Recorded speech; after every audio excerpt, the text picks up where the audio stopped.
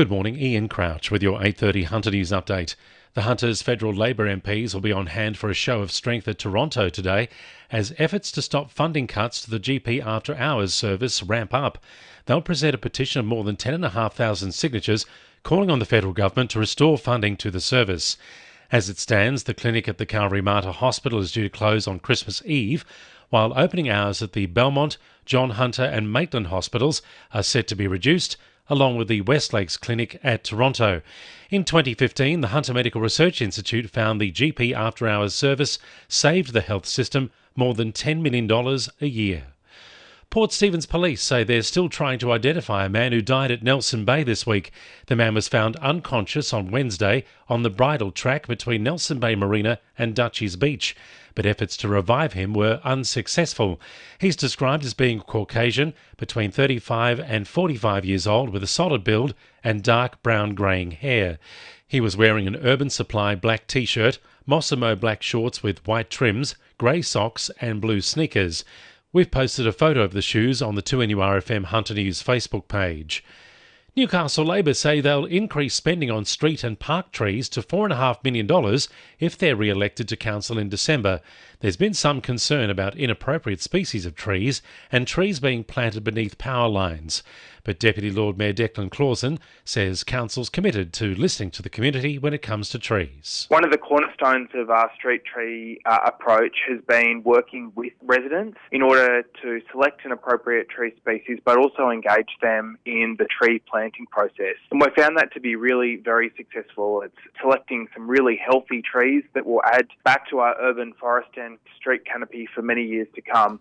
Muswellbrook residents may have felt the earth move this morning. A minor tremor measuring 2.4 on the Richter scale hit at about 6:15.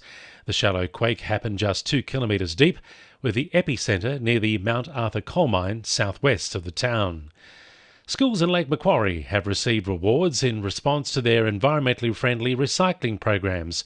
Dudley Primary School and St Mary's Catholic College have implemented various eco-friendly programs to reduce waste and encourage proper recycling. Sustainability Engagement Officer Pamela Baker says the programs are a great way of raising awareness about the importance of environmental care to primary and secondary students. 8 schools have received awards this year, and we have great sponsors: Hunter Resource Recovery, Centennial Coal, Sanitarium and Delta Electricity are our fantastic sponsors every year. Hunter stargazers will be in for a treat tonight. Look to the east just after sunset and you may see the moon change colour on the horizon.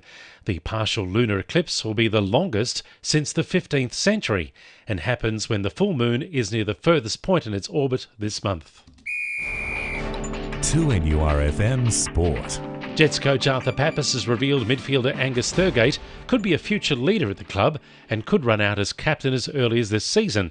Pappas believes the 21-year-old has the qualities of a natural leader and could be named skipper this season depending on injuries. Thurgate says it would be an honour to lead the club one day, but his focus remains on getting ready for this weekend's season opener against the Mariners. Knights young gun Bradman Best says he's determined to take his game to a new height after an injury-riddled start to his NRL career. The Boom centre believes staying fit could see him push for a spot in next year's New South Wales State of Origin squad.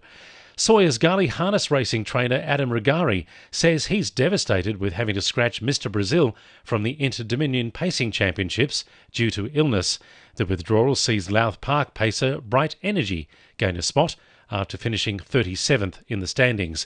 And in cricket, Newcastle City are celebrating their first win of the Newcastle women's competition after defeating Hamilton Wickham. And the winning numbers in Powerball are 1, 13, 19, 3, 34, 5 and 8, and the Powerball number is 11. And now you're up to date with the latest 2NURFM Hunter News.